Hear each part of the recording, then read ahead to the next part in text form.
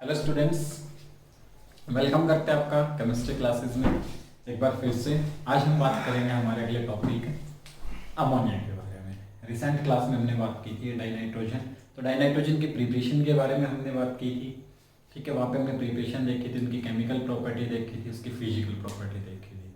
Chemical properties में हमने देखा था कि वहाँ जो नाइट्रोजन है वो ऑलमोस्ट इनर्ट होता है, 94.9 किलो जूल पर मोल के एनर्जी के साथ। उसके जो ट्रिपल बॉन्ड थे जो नाइट्रोजन और नाइट्रोजन के बीच में होते थे वो टूटते थे।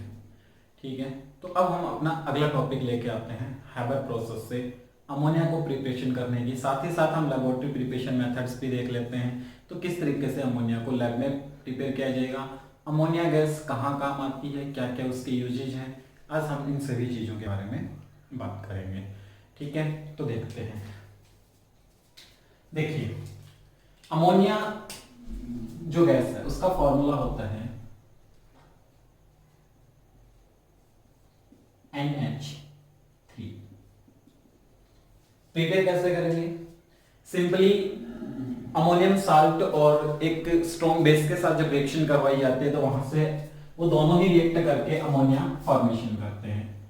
Ammonium salt NH4 twice SO4 ammonium salt है, अमोनिया का साल्ट है। उसके बाद इसके एक स्ट्रॉन्ग बेस के साथ रिएक्शन करवाइए, 2NaOH sodium hydroxide strong base की कैटेगरी में रखा जाता है। हीट करेंगे, जब हीट करेंगे तो वहां से हमें मिलेगा ammonia plus water plus acid H2SO4।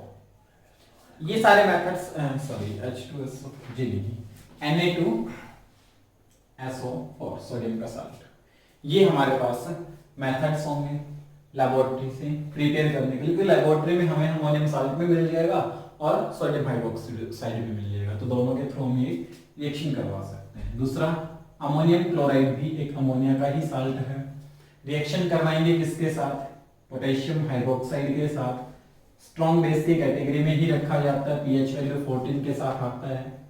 NH3 plus 2KCl plus H2O, ये रिएक्शन।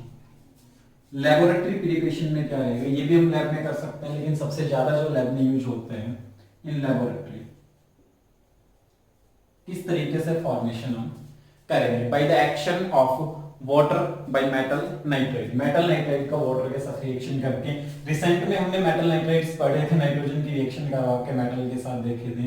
तो मैग्नीशियम नाइट्राइड की अगर वाटर के साथ रिएक्शन करवाएंगे,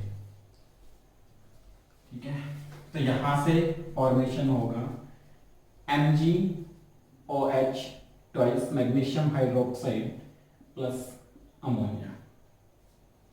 ठीक है, बहुत इजी रिएक्शन है, इजीली अमोनिया गैस लिबरेट हो जाएगी। बाद में हम कंडेंस करके इसको दूसरे बीकर में कन्वर्ट कर लेते हैं। नाइट्रोजन एक अच्छी इजीली लिक्विफाई होने वाली गैस है, इसलिए लैब में इजीली लिक्विफाइड आपको मिल जाएगी। पंजेंट स्मेल के साथ मिलती है प्रॉपर्टीज में, हम इसके बारे में भी डिस्कस करेंगे। ठीक है, एल्यूमिनियम नाइट्राइड जब रिएक्ट करेगा किसके साथ? वाटर के साथ, तो यहां से भी हमें क्या प्रोवाइड करवाएगा? Aluminium hydroxide plus ammonia NH3। ठीक है, इस तरीके से हम रिएक्शंस करवा करके फॉर्मेशन कर लेंगे। अब हमारा जो मोस्ट इंपोर्टेंट टॉपिक है वो आता है manufacture of ammonia bye Haber process, क्योंकि ये रिएक्शंस तो लेबोरेटरी प्रिपरेशन मेथड है, यहाँ एग्जाम में बहुत कम पूछी जाती हैं, रिएक्शन इजीली याद भी हो जाएगी। एक अगला हमारा पूरा प्रोसेस आता है जिसके थ्रू हम बात करेंगे। ठीक है, अगला प्रोसेस हमारा होगा हैबर प्रोसेस। करते हैं डिस्कस इसके बारे में। हाँ, तो अब बात करते हैं manufacture of ammonia bye Haber process. ठीक है, तो देखिए यहाँ मेन चीजें याद रखने की क्या है, रिएक्शन इतनी टिपिकल नहीं है जो हमें याद करने में प्रॉब्लम होगी। यहाँ जो कंडीशन है वो विशेष रूप से हमें याद करने पड़ेंगे। देखते हैं कैसे। देखिए, नाइट्रोजन एंड हाइड्रोजन का 1:3 हम क्या लेंगे? मिक्सर लेंगे और डालेंगे कंप्रेसर में, ठीक है, प्लांट में हम इसको डाल देंगे। कंडीशन जो रहेंगी वो हमारे पास मोस्ट इंपोर्टेंट याद रखने की है, 200 एटमॉस्फेरिक प्रेशर और 200 इंटू 10⁵ पास्कल, अगर पास्कल में आप इसको लेते हो तो ये यूनिट आपको रखनी पड़ेगी, ठीक है। टेम्परेचर अबाउट आपको 700 केल्विन लेना पड़ेगा। रिसेंट क्लास में मैंने इसका हल्का सा आपको बताया था। जो यहाँ कैटलिस्ट आप यूज करोगे वो फेरस और प्रमोटर यूज करोगे वो मोलिब्डेनम होगा, ठीक है। क्या फॉर्मेशन करेगा, 2NH3 गैस, अमोनिया गैस यहाँ से आपको मिल गई, नाइट्रोजन भी गैस में रहेगी एंड हाइड्रोजन भी गैस, ठीक है। ये रिएक्शन हैबर प्रोसेस की रिएक्शन होती है। कंडीशन बता दी है। कई बार देखिए क्या होता है, K2O और Al2O3, पोटेशियम ऑक्साइड और एल्यूमिनियम ऑक्साइड भी एज अ कैटलिस्ट यहाँ पे यूज कर लिया जाता है, ठीक है। तो आई थिंक कि यहाँ इस रिएक्शन में कोई प्रॉब्लम नहीं आने वाली। डायग्राम आपसे कोई पूछेगा नहीं, अगर उसके बावजूद भी कोई डायग्राम पूछता है तो रफली सब मैं आपको थोड़ा सा समझा देता हूं कि सबसे पहले क्या होगा, नाइट्रोजन और हाइड्रोजन को डाला जाएगा, ये दोनों एक कंप्रेसर में जा करके कंप्रेस होंगे, पहले फिल्टर होंगे, उसके बाद कंप्रेसर में जाके कंप्रेस हो जाएंगे। अगले बार ये होंगे कैटालिटिक चैम्बर से इंट्रोड्यूस, जिसमें कैटलिस्ट भरे होंगे, और उसके बाद ये आपको दे देंगे NH3 अमोनिया। यहां अभी भी अनरिएक्टिव अमोनिया जो बच गया वो वापस से रिकवर होकर के नाइट्रोजन प्लस हाइड्रोजन की फॉर्म में आपको फिर से उसी प्रोसेस के थ्रू मिल जाएगा। फ्लो डायग्राम स्टार्ट है, सिंपल सा रफली सा है, ज़्यादा डिटेल में हम इसके बारे में डिस्कस नहीं करेंगे क्योंकि आता ही नहीं है कहीं। हाँ, रिएक्शन के इस बारे में आप विशेष ध्यान रखना है। यहाँ पूछा जाता है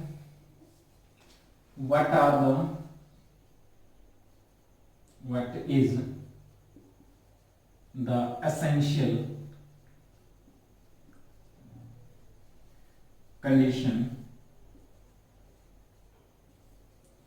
for maximum yield of ammonia by Haber process। कुछ एसेंशियल कंडीशन इसके लिए होती हैं जो हमें ज्यादा से ज्यादा मात्रा में अमोनिया को अवेलेबल कराएंगी। देखिए यहाँ कंडीशन के बारे में मैं बार बार क्यों आपको फोर्स कर रहा हूं, क्योंकि यहाँ देखिए ये जो साइन लग रहा है ये डिफाइन करता है कि यहाँ पे इक्विलिब्रियम मेंटेन है, और इक्विलिब्रियम क्या होता है, the rate of forward reaction is equal to rate of backward reaction, ठीक है। जब फॉरवर्ड डायरेक्शन में रिएक्शन होती है वो और बैकवर्ड डायरेक्शन में रिएक्शन होती है वो दोनों ही वहां पे सेम आती हैं। तो यहाँ हमारे पास ये होता है कि हम रिएक्टेंट को ऑब्टेन करें या प्रोडक्ट को ऑब्टेन करें, तो ना तो रिएक्टेंट हमें अच्छे से मिल पाता है ना प्रोडक्ट मिल पाता है। तो यहाँ ली चैटलियर प्रिंसिपल को अप्लाई करके हम मैक्सिमम यील्ड लेने की कोशिश करते हैं। और ली चैटलियर प्रिंसिपल क्या कहता है कि ऐसी रिएक्शंस में टेम्परेचर क्या होना चाहिए, देखिए यहाँ ऑलरेडी मेंशन है temperature should be low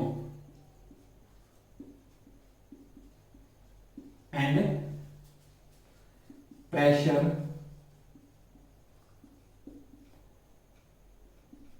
should be high। Pressure high होना चाहिए और टेम्परेचर लो होना चाहिए। तो रिएक्शन कहां शिफ्ट हो जाती है, reaction shift into forward direction, ठीक है। बहुत अच्छा सा एग्जांपल मैं आपको समझाता हूं कि आपने एक वेसल के अंदर गैस पे दूध डाल के रख रखा है, ठीक है। वैसे इक्विलिब्रियम क्लोज कंटेनर में मेंटेन होता है, बट फिर भी थोड़ा सा समझाने के लिए मैं कोशिश करता हूं कि यहाँ पे कैसा एग्जांपल उठा लूं जो हम डे टू डे लाइफ में यूज करते हैं।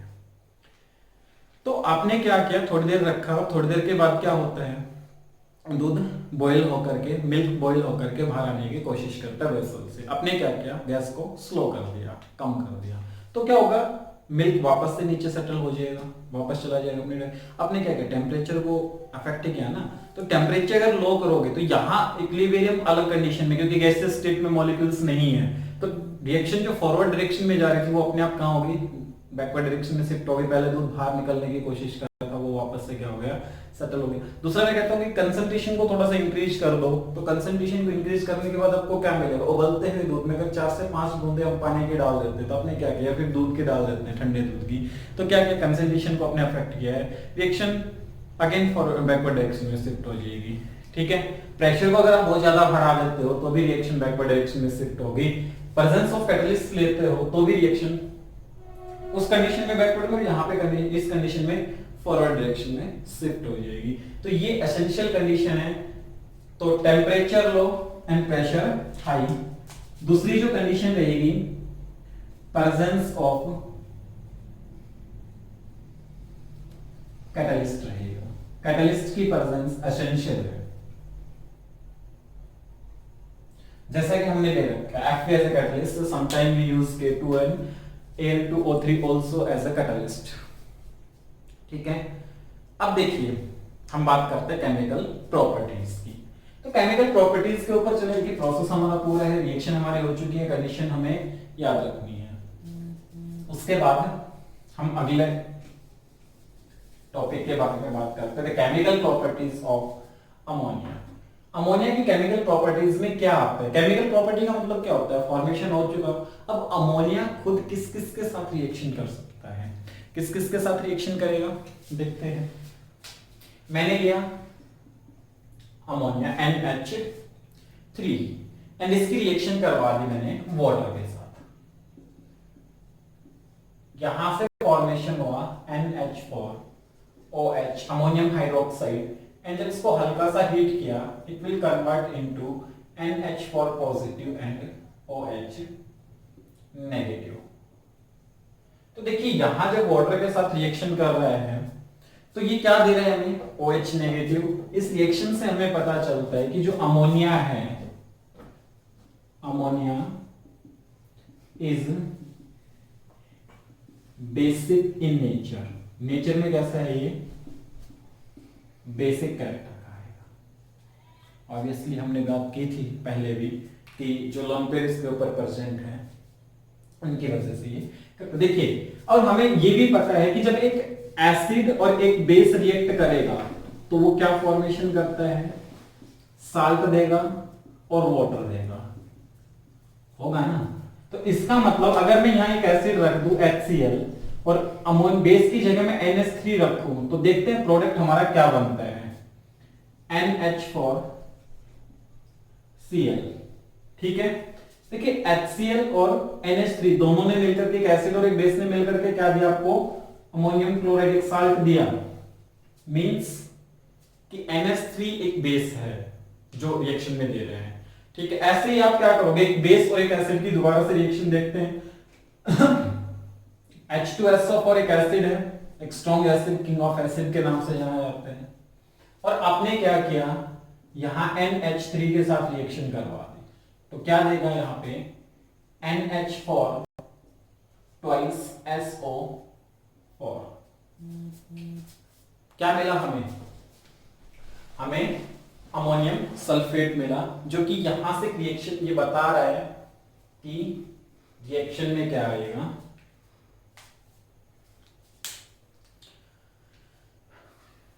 हाँ बेसिक कैरेक्टर। ठीक है, हैवी मेटल्स के साथ अगर रिएक्शन करवाते हैं इनकी, तो ये हमें क्या देता है, प्रेसिपिटेट फॉर्मेशन करके देता है। देखते हैं हैवी मेटल्स के साथ अमोनिया की क्या रिएक्शन होगी।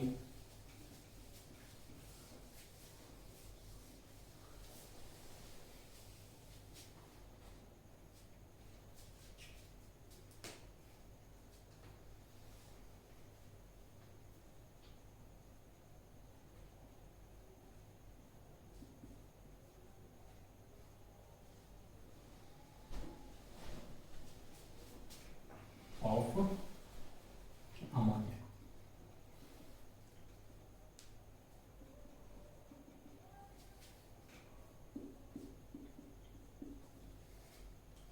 हैवी मेटल्स के साथ यानी कि Cl3 जब रिएक्ट करेगा किसके साथ, अमोनिया के हाइड्रोक्साइड के साथ, साल्ट के साथ, तो क्या देगा आपको FeOH thrice plus NH4Cl that is precipitate। ये किसमें कन्वर्ट हो जाएगा, प्रेसिपिटेट में। सेम एल्यूमिनियम क्लोराइड के साथ अगर रिएक्शन करवाएंगे हम अमोनियम हाइड्रोक्साइड की, also in aqueous, this is in aqueous 2, ठीक है, AlOH thrice plus NH4Cl precipitate हमें देगा, ठीक है। अगली जो रिएक्शन है इंपॉर्टेंट रिएक्शन है, नोट कर लेना, अपने नोटबुक लेके बैठ जाओ, नहीं हो वीडियो को पॉज करके एक बार नोटिस कर लेना, जैसे भी आपको अच्छा लगे आप करके देख सकते हो। As a Lewis base, ammonia act as Lewis base. सबसे पहले ये क्लियर कर लेते हैं कि लेविस बेस होते क्या है, ठीक है। अकॉर्डिंग टू लेविस वो बेस होंगे जो क्या कर सकते हैं, लोन पेयर को डोनेट करने की टेंडेंसी रखते हो, और लोन पेयर अमोनिया पे प्रेजेंट है, हमें सभी को दिख रहा है। जब हम देखते हैं कि नाइट्रोजन 3 हाइड्रोजन के साथ जुड़ा हुआ है, अपने आउटर के 3 इलेक्ट्रॉन्स को यूज करके बैठा है, तो उसके जो आउटर सेल में प्रेजेंट एस सब सेल के इलेक्ट्रॉन्स थे, उन्होंने रिएक्शन में पार्टिसिपेट नहीं किया है, रिएक्शन में पार्टिसिपेट नहीं कर पा रहा, मींस वो लोन पेयर में बैठा हुआ है अभी। तो लेविस बेस के तरीके से according to Levi's NH3 ammonia के ऊपर लोन पेयर पड़ा है, और वो BF3 बोरॉन ट्राइफ्लोराइड जो कि एक इलेक्ट्रॉन डेफिशिएंट मॉलिक्यूल की कैटेगरी में रखा जाता है, लेविस एसिड के रूप में काम करता है। वो क्या करता है, इन लोन पेयर को एक्सेप्ट करके और क्या फॉर्मेशन कर लेता है, coordinate bond, and as a ligands यहां पे यूज होता है, ठीक है। ऐसे ही अगर मैं सिल्वर आयन के साथ रिएक्शन करवाता हूं, सिल्वर पॉजिटिव की NH3 के साथ, then it will convert into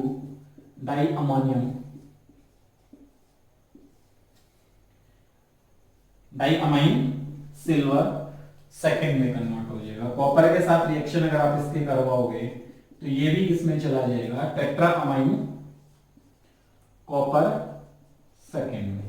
coordination compound जब हम यूनिट को पढ़ेंगे उस टाइम देखेंगे इसके बारे में कि किस तरीके से ये अपने इलेक्ट्रॉन्स पेयर को डोनेट करके और बॉन्ड फॉर्मेशन कर पाता है।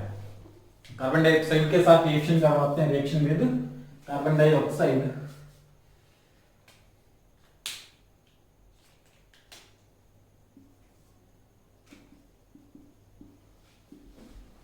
CO2.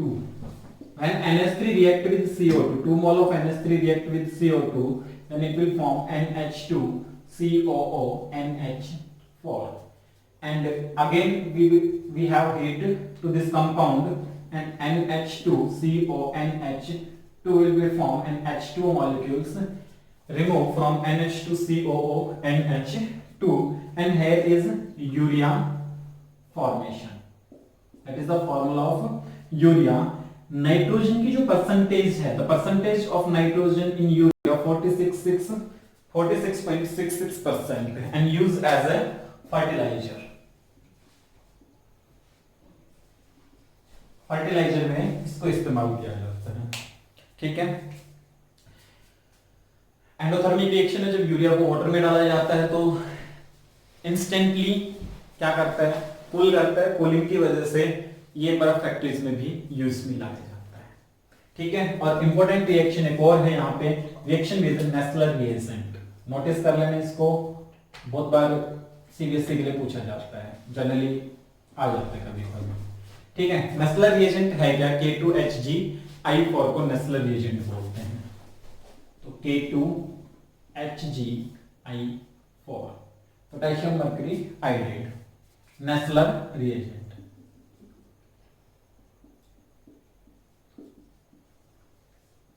रिएक्शन करेगा किसके साथ ये, क्योंकि हम प्रॉपर्टी अमोनिया की पढ़ रहे हैं तो अमोनिया के साथ ही रिएक्शन इसकी देखेंगे।